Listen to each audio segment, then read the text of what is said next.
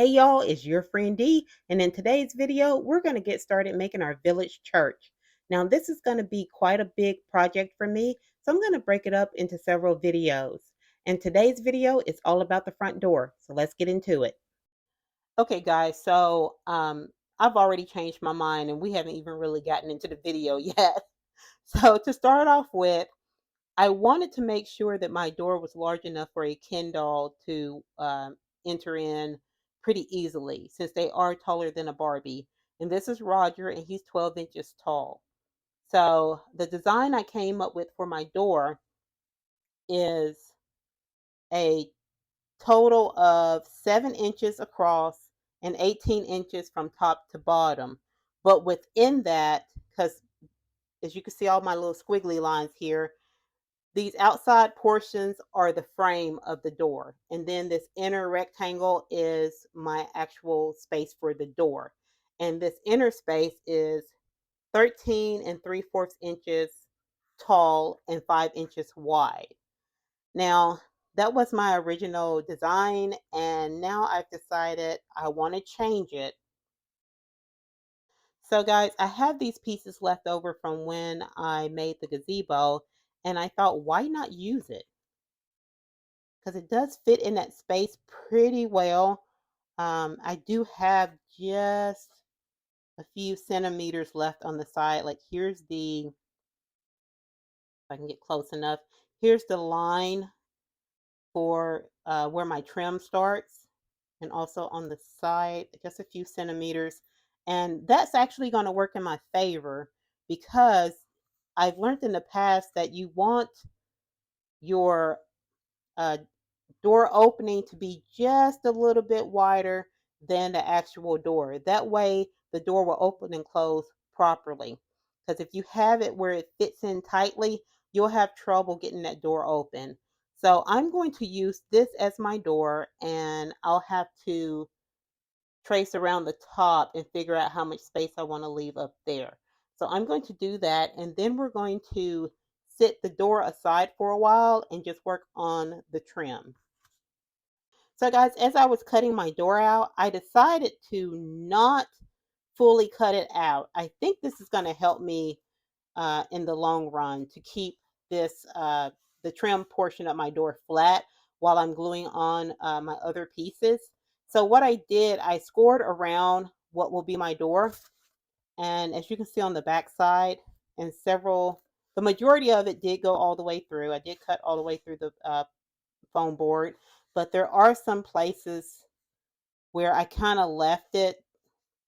And when I get ready to fully take this door out, I can just flip over to this back side and just score along those areas and the door will pop out. But I just think for now, while I'm gluing on my trim, this would just help. So for my trim, I'm going to be using some dowel rods I got from Walmart. So here are the three sizes that I got from Walmart. And if you want to save a little bit of money, of course, you can use the ones from the Dollar Tree, the longer ones that I used for the gazebo. And those are found in the barbecue section. But for these, this one, which is the widest one, it is a 1/2 inch in diameter and 36 inches long. So they are pretty long. And this one is 3/8 of an inch in diameter and 36 inches long. And this one is, I think that says 5/16 of an inch in diameter and 36 inches long. I think I'm going to use the widest one and the smallest one that I have. So what I plan to do on the sides of my door is something just pretty simple. I'm just going to have these two rods on the side against each other. The largest one on the edge and then the smaller one on the inside. And I'm debating on whether I want to get a smaller one to go here or just leave this part the foam board. I might get a smaller one. Let me check to see what I have. So I think what I'm going to do, because I want this to be different than the columns on the gazebo, um, the other one that I got from Walmart, I think will be too wide, and it's going to force this out almost into the way of the door. I think I can make it work, but I'm not in love with the way it looks. So I think if I take that one out and I use one of the smaller ones from the Dollar Tree,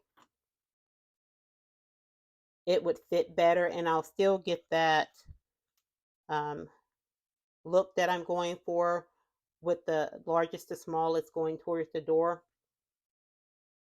I think I like that.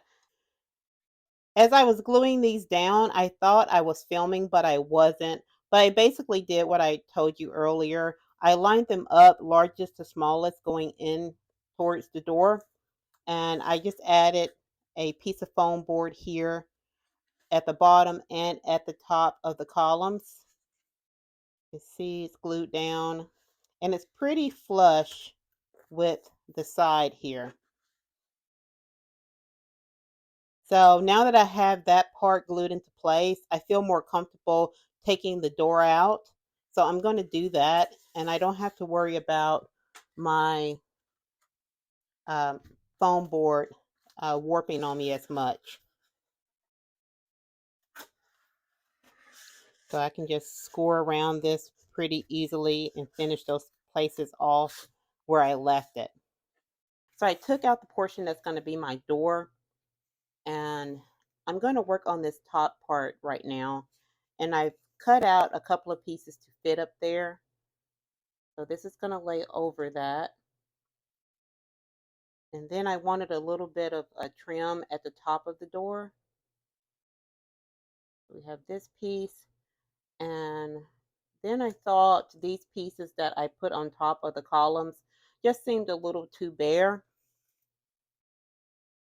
So I cut out two more pieces of foam and I thought I'll just build this up a little bit more.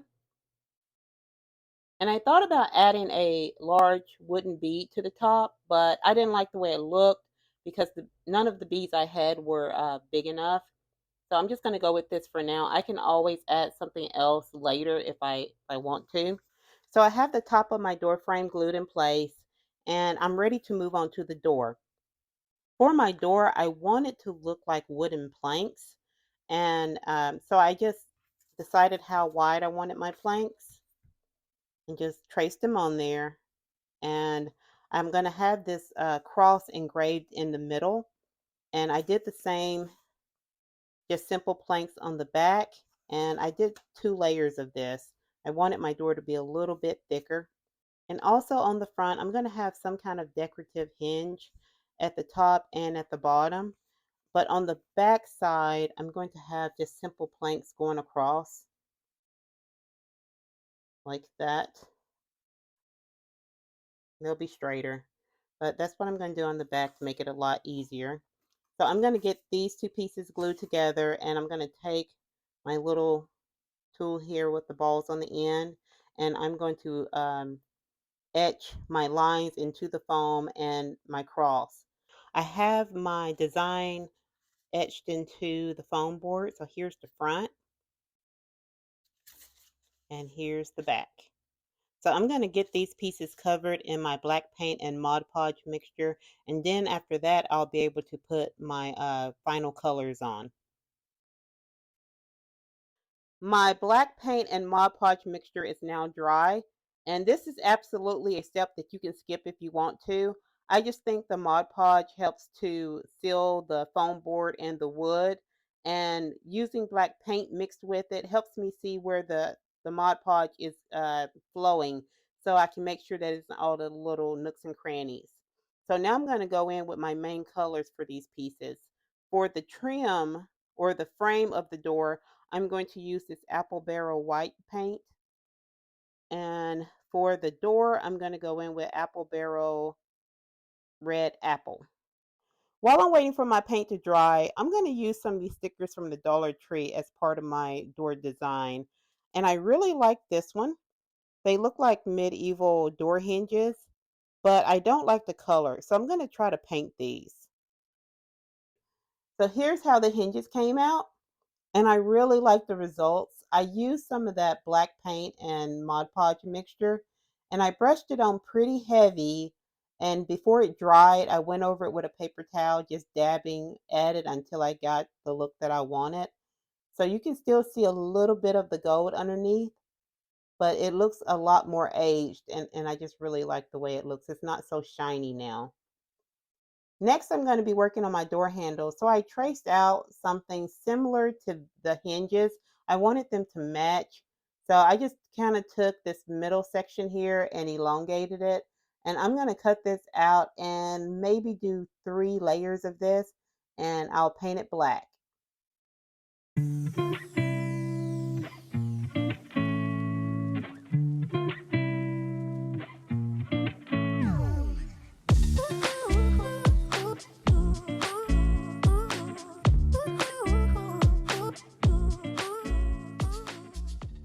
Guys, here's our finished door, and I really love the way everything came out. I like the red and white combination, and the hinges and the door handle.